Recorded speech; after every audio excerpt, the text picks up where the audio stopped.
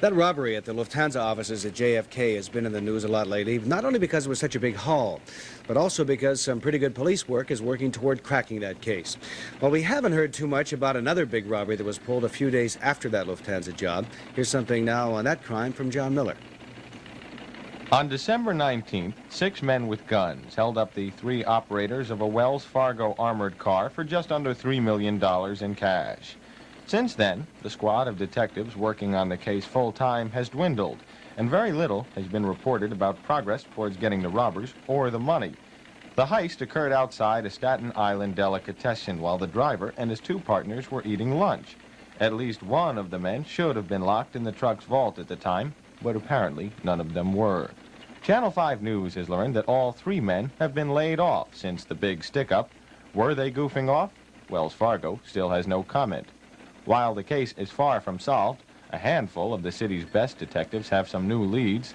A navy blue and white Cadillac with a dent over the left rear fender is now being sought, and sources tell us for the past month, detectives have been working with police in Montreal to track down a 7-man Canadian holdup team that may be connected with several large stick-ups on the East Coast.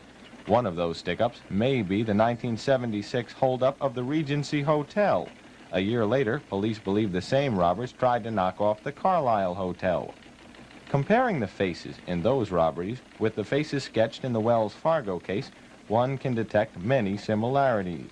Police did investigate a connection after the comparison was made on our broadcast on December 21st. We received an anonymous call about 3 weeks ago from a payphone in Montreal saying the bandits were up there. What we got from Montreal was an anonymous call alleging there was a group that perpetrated this job that were now in Montreal. We're still following up that lead. We've been unable to identify the anonymous caller, but we did find it was made from a pay station in Canada. The Wells Fargo robbery seems to have a unique problem. In the annals of crime, it has been overshadowed, while more than a dozen of the city's best detectives have been working with a large team of FBI agents trying to solve the Lufthansa robbery at JFK that occurred only a few days before this holdup. Lieutenant Carroll has only 5 men working on this almost $3 million case. From Staten Island, John Miller, Channel 5 News. Some people living on a street in Ozone Park couldn't believe their eyes when they looked out of their windows. A man lying in a pool of blood, shot in the head. Police say he used to work for a big man in the mafia. Pablo Guzman reports. The quiet on 102nd Road and 85th Street in Ozone Park, Queens, was interrupted last night with sounds that signaled murder. 2 gunshots to the neck that took the life from a 57-year-old man who'd been living on the block a few months. A routine investigation would later identify him as Tommy Gilmore, an alleged associate of top Lucchese crime family capo Paul Vario, who once ran a hijacking and extortion ring at JFK. Vario died of natural causes less than 3 years ago. Residents who heard the shots last night had no idea their neighbor may have been connected. Were you here when this happened? No, I heard a shot. I thought it was them making noise upstairs. You thought it could have been garbage cans or something? Yeah, I heard like banging. Yeah. So I look about through the window and I don't see nobody. So and then everybody, they ran outside. They said they shot the guy with the limousine. So I ran outside. I see the body like that. He had a limousine? Yeah, white limousine. Yeah. Did you know him well at all, or his girlfriend? I don't even know his name. I know him. I see him a lot of time. You know, I live right here. Apparently, the victim called his girlfriend at about 7:45 and asked her to meet him here at his house. But before she arrived, neighbors heard shots around 9 o'clock and called 911. When the woman got here, she found a crowd of people gathered around a body.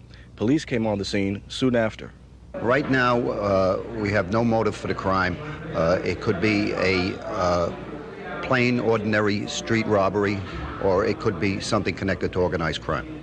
Once investigators realized Gilmore had alleged mob connections, the fact that the murder took place less than a mile from one of John Gotti's social clubs, the Bergen Hunt and Fish Club, added some interest to an otherwise routine killing. Though seasoned mob watchers believe it to be coincidence, a boss would not want the heat from a hit so close to a home base. Law enforcement sources have told Channel 5 News that Tommy Gilmore was allegedly so far down in the mafia hierarchy, he wasn't even one of the soldati, a soldier. Instead, he allegedly was what is called an associate, in his case supposedly a driver, for the late powerful capo Paul Vario, which means that the motive behind this hit for now remains a mystery, a loose end which won't be connected to the larger scheme of things for some time. From the 102nd Precinct in Queens, I'm Pablo Guzman, Fox News, Channel 5. I met John Gotti when I was about 15 years old, and he lived a few miles from me in Brooklyn.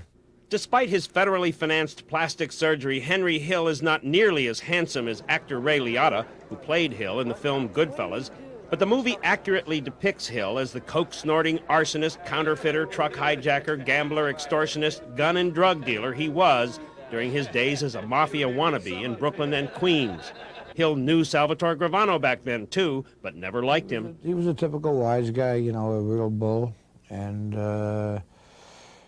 he was an animal.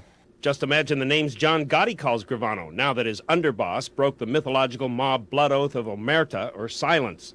Henry Hill broke the code of honor to burn many a mobster, so he knows how Gravano now feels. He has to feel like a Benedict Arnold. I mean, you live a certain code all your life, and then you break that code. You make that decision, for self-survival, and I know he's got to have a tough time living inside his skin right now. Gotti's attorneys will try to depict Gravano as a liar, but Witness Protection Program beneficiary Hill says that's not the case. Usually when you sign an agreement with the government to go in a Witness Protection Program, if you're caught in a lie, you will be prosecuted for every crime that you confess to. So he has no reason to lie. If Sammy the Bull does help put John Gotti behind bars for life, Hill believes the Dapper Don will still keep the Gambino family under his pinky ring. He'll operate from jail just like he operates from the street.